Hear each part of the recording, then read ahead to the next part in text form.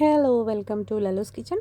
നമ്മളിന്ന് ഒരു അവാർഡ് ഫംഗ്ഷന് വേണ്ടി വന്നേക്കാണ് കേട്ടോ. നമുക്ക് ഒരു ഹയർ സെക്കൻഡറിയുടെ ഒരു അവാർഡ് ഫംഗ്ഷൻ ഉണ്ടായിരുന്നു. മലയാള മനോരമ നടത്തുന്ന ഒരു അവാർഡ് ഫംഗ്ഷനാണ്. ഹയർ സെക്കൻഡറി സ്റ്റുഡൻസിന്, അതായത് തൃശ്ശൂർ ജില്ലയിലുള്ള ഹയർ സെക്കൻഡറി സ്റ്റുഡൻസിന്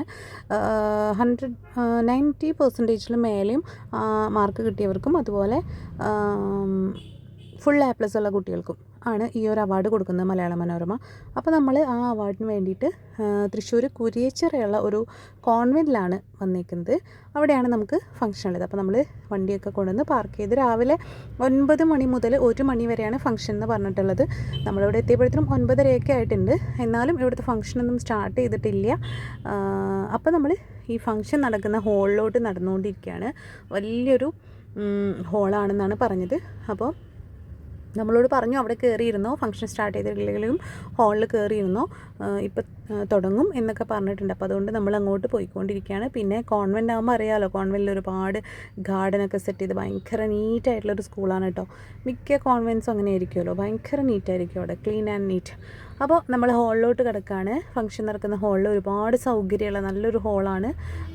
കുറേ ചെയർസൊക്കെ നിരത്തിയിട്ടുണ്ട്. തൃശ്ശൂർ ജില്ലയിലെ ഹയർ സെക്കൻഡറി സ്റ്റുഡൻസിൽ മിക്ക പിള്ളേരും ഉണ്ടാവുമല്ലോ, അപ്പോൾ അതിനുള്ള ആ ഒരു സ്പേസൊക്കെ അവർ ഇട്ടിട്ടുണ്ട്. പിന്നെ ഇവിടെ ഇതുപോലെ നമുക്ക് ലൈവായിട്ട് കാണാൻ വേണ്ടിയിട്ട് സൈഡിൽ ഇതുപോലെ ഒക്കെ വെച്ചിട്ടുണ്ട്. നമ്മളിതേ പ്രോഗ്രാം സ്റ്റാർട്ട് ചെയ്യാൻ പോവാണ്. അപ്പോൾ ഇവിടെ വന്ന് നോക്കിയപ്പോൾ എല്ലാ ചെയേഴ്സിലും മലയാള മനോരമയുടെ പത്രം വെച്ചിരിക്കുന്നു കേട്ടോ. മലയാള മനോരമ നടത്തുന്നതുകൊണ്ടാണെന്നറിയില്ല, അതിൻ്റെ ഒരു പേപ്പർ വെച്ചിട്ടുണ്ട് എല്ലാ ചെയേഴ്സിലും. അപ്പോൾ ഇതിൽ എഴുതിയിട്ടുണ്ട്, കേരളത്തിൻ്റെ സ്വീകരണ മുറികളിൽ ഇനി ന്യൂസ് എന്ന് പറഞ്ഞിട്ടൊക്കെ എഴുതിയിട്ടുണ്ട്. അപ്പോൾ നമ്മൾ ഇതെന്താ ഇങ്ങനെ ഇത്രയധികം പേപ്പേഴ്സ് പ്രിൻറ്റ് ചെയ്ത് ഇവിടെ വെച്ചേക്കുന്നത് നമുക്ക് മനസ്സിലായില്ല. അങ്ങനത്തെ ഈ പ്രോഗ്രാമൊക്കെ സ്റ്റാർട്ട് ചെയ്തിട്ടുണ്ട്. അപ്പോൾ പ്രസംഗങ്ങളൊക്കെ കഴിഞ്ഞിട്ട് വേണമല്ലോ ഇനിയിപ്പോൾ അവാർഡ് തരാനൊക്കെ ആയിട്ട്. അപ്പോൾ നമ്മളിങ്ങനെ വെയിറ്റ് ചെയ്ത് പ്രസംഗമൊക്കെ കണ്ട് ഇങ്ങനെ ഇരിക്കുകയാണ്. എല്ലാ കുട്ടികളും ഇപ്പോഴും എത്തിയിട്ടില്ല, ഇനിയും ഒരുപാട് കുട്ടികൾ വരാനുണ്ട്. എന്നാലും അവർ ആ ഒരു പറഞ്ഞ ടൈമിൽ പ്രോഗ്രാം സ്റ്റാർട്ട് ചെയ്തു. പിന്നെ ദേ കുട്ടികളൊക്കെ വന്നത് ഇവിടെ പുറത്ത് ഇങ്ങനെ നിൽക്കുന്നൊരു കഥയൊക്കെ പറഞ്ഞ് എല്ലാവരും ഉള്ളിലോട്ട് കയറിയിട്ടില്ല, അതുകൊണ്ടാണ്. അപ്പോൾ ഇതിൻ്റെ ഒരു കോമ്പൗണ്ടിൽ നല്ല സൗകര്യമുണ്ട് കേട്ടോ. സ്കൂളിൻ്റെ ഒരു കോമ്പൗണ്ട് എന്ന് പറഞ്ഞു കഴിഞ്ഞാൽ നല്ല സൗകര്യമുള്ളൊരു കോമ്പൗണ്ടാണ്. ഒരുപാട് സ്പേസുള്ള സ്കൂളാണ് കേട്ടോ. അപ്പോൾ അതേ നമുക്ക് ഒരു മെഡലൊക്കെ കിട്ടിയിട്ടുണ്ട്.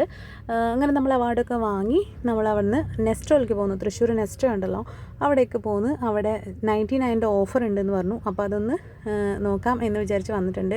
അപ്പോൾ കയറിയത് വെറുതെ അല്ല, ഒരുപാട് 99 റുപ്പീസിൻ്റെ ഒരുപാട് സാധനങ്ങളുണ്ട് കേട്ടോ.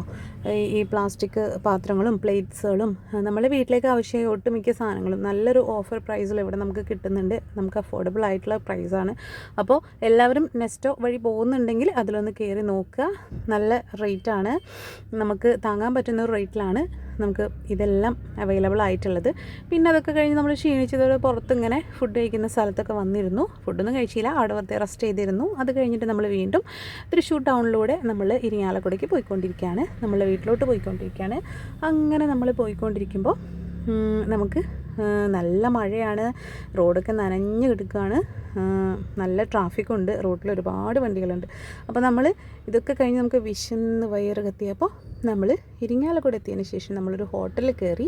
അവിടെ കയറി നമ്മൾ ഫുഡ് കഴിക്കാനായിട്ട് ഓർഡർ ചെയ്തു. അപ്പോൾ റൈസ് വെറും ചോറാണ് നമ്മൾ പറഞ്ഞിട്ടുള്ളത്, പിന്നെ ചിക്കൻ ഫ്രൈ പറഞ്ഞിട്ടുണ്ട്. അപ്പോഴാണ് പാൽ പൊറോട്ട കണ്ടത്. അപ്പോൾ പാൽ ചിക്കൻ കറി നമ്മൾ ഓൾറെഡി ഓർഡർ ചെയ്തിട്ടുണ്ട്. പിന്നെ പാൽ പൊറോട്ട എന്ന് പറഞ്ഞപ്പോൾ ഞാൻ വിചാരിച്ചു പൊറോട്ട ജസ്റ്റ് പാലൊക്കെ ഒഴിച്ചിട്ടുള്ള സംഭവമാണ്. പക്ഷേ അത് കിട്ടിയപ്പോഴാണ്, അതിലോട്ട് നോക്കിയപ്പോഴാണ് അതിൽ നിറയെ ബീഫൊക്കെ വെച്ചിട്ടുള്ള നല്ല ടേസ്റ്റുള്ളൊരു പാൽ പൊറോട്ടയാണ്. അപ്പോൾ ഇത്രയൊക്കെ ഉള്ളൂ ഇന്നത്തെ വിശേഷങ്ങൾ. ഓക്കെ, ബൈ, നാളെ കാണാം.